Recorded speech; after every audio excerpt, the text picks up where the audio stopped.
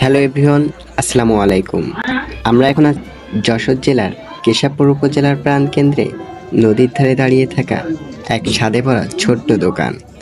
দোকানের মালিক মফিজ ভাই। দেখতে সাদামাটা, কিন্তু তার ঝালমুড়ির স্বাদ জাস্ট ওয়াও। প্রতিদিন বিকাল হলে শত শত মানুষের ভিড় জমে এখানে।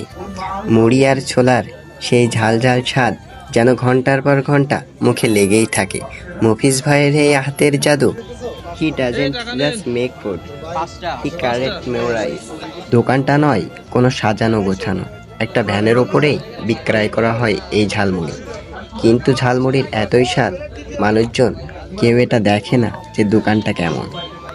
ও আচ্ছা, লোকেশনটা তো ঠিকমতো বলাই হয় নাই। এটা হলো যশোর জেলার কেশবপুর উপজেলার ত্রিমোহিনী বাজারে অবস্থিত। সো ভিডিওটা ভালো লাগে থাকলে অবশ্যই জানাবেন।